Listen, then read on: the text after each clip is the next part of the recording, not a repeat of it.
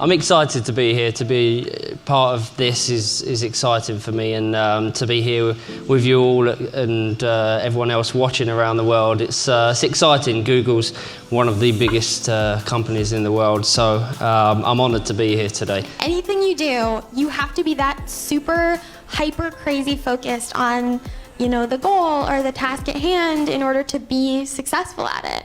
And having stepped away from it, I think we have more appreciation of like just how focused we were and the lives that we lived. And even though it's like sacrifice, right? Like we were going to bed early and we weren't going to parties and we weren't doing these things.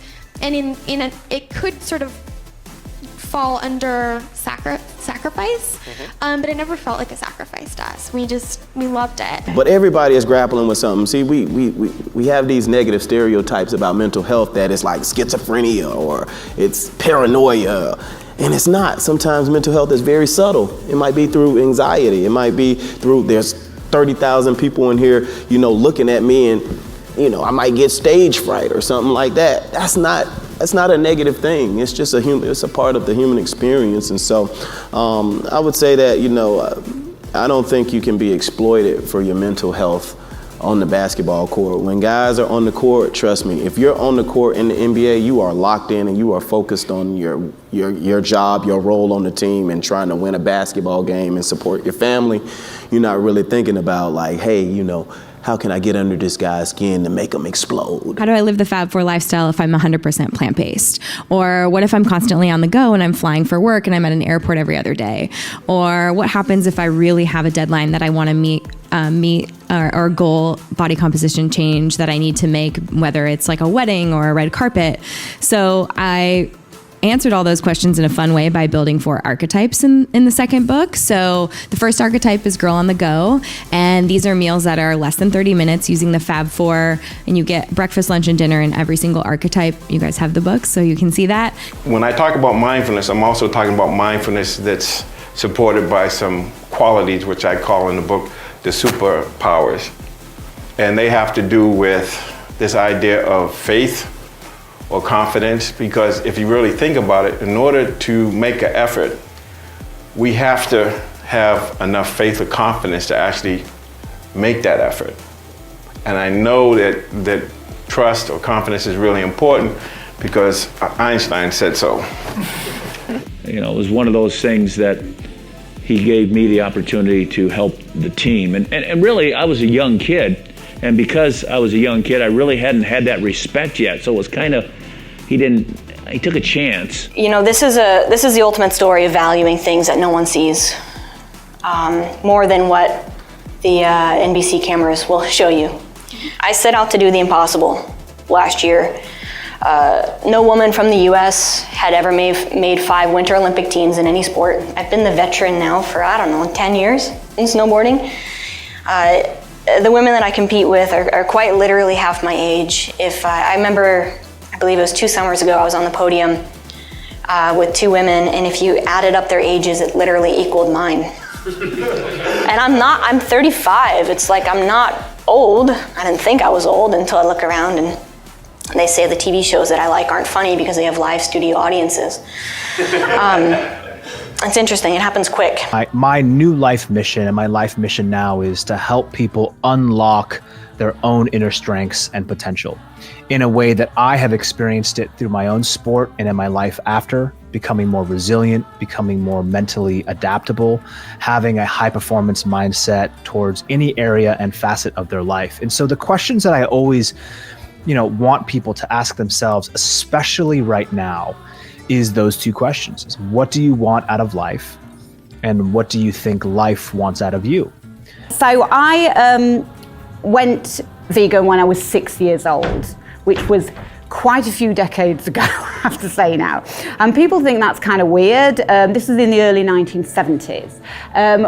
Did I declare to my mum, I want to go vegan, Mum? No, I didn't. I didn't even know what the word meant at that time.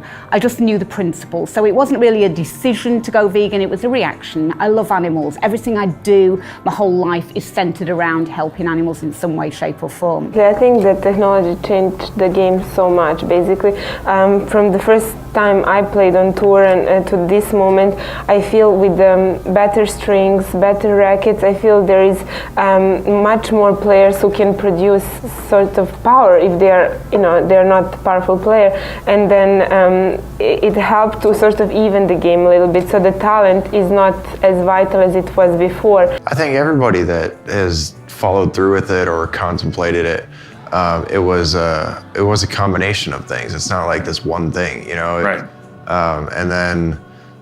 And then it's the transition on top of it, and trying to digest everything and your path forward. Hey, I give my kids the money talk every day. We were just in the store the other day. My daughter said, "Hey, Dad, can we get some hot chocolate?" I said, "You got hot chocolate money?" So they don't even respond anymore, right? They just know. If I ask them that, they know that I know that they ain't got no money, right? How old are your kids? 5, 4, and 6 months. So hey, I do not care. You're gonna learn early. Right? The night before the competition, I did a lot of imagery and walking through what I wanted to do and going through the entire routine, making sure it's perfect.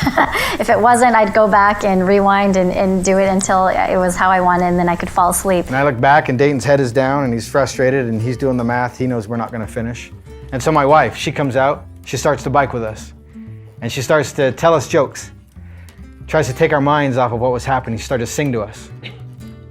And I've never told her, but it wasn't helping. And I know that he doesn't climb for the camera, and you certainly don't become a climber for the money and the fame. You climb because you love it. And, I know that he doesn't care about being famous at all. He just wants to climb and do his thing. And so having that kind of pure intention is also really important. The brain, this is just in the last 10 years it's been discovered, has its own system for getting rid of metabolic waste. And your brain is doing like 1 million processes every second. So there's a lot of metabolic waste and a lot of dead cells and a lot of stuff to get cleaned up. And now Alzheimer's has been found to be heavily correlated with an inability of your brain to detoxify itself. So it's just building up all of this waste that it can't remove. And as soon as I came back down, my parents, I walked into the house, wind burned and everything. I looked like a 6-month-old boot and I was so happy, and they looked at each other and they said, oh. They knew that there was a problem, and they were right. I could not stop climbing. I kept climbing one mountain after the other. I kept hiking, I kept doing anything you can imagine that I could climb, I kept trying to do, until I thought I reached my limits. I thought I reached my ultimate goal, until I saw that beautiful mountain for the first time with my own eyes, and I was in love. My mom always says, this one, I wish one day you will look at the man the same way you look at the mountain. She looks so happy. She always says that when we have aunts over. She's like, you look at it like it's your love. I'm like, yeah, but I love mountains. Well, I think skateboarding at its core is highly creative. I think that if to be a skater, you've got to sort of figure out how to make it your art form. It's not just a sport of who's fastest, who jumps the highest. It's more like, what can you do with this? What kind of style do you have? And I fell in love with it at an early age, and I fell in love with all the characters too, because it was just this very unique crew from all walks of life, and they listened to punk music, and they had weird hair, and I loved it, and then suddenly my classmates thought I was a freak. I've been really lucky. I had some of the best managers in the world, and I spent time with them. I've been listening to them, and of course I take a little bit of something of each one of them.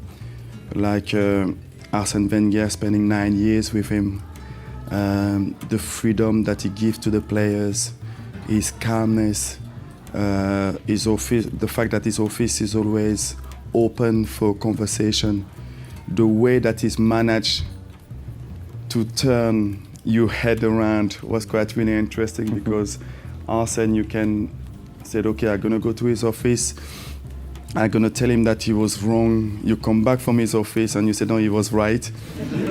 He was really good on changing people and players' mind. If Michael Beasley, Mario Chalmers, those guys, when they was rookies, when they came in together, if it was social media was big then, we would have been in trouble.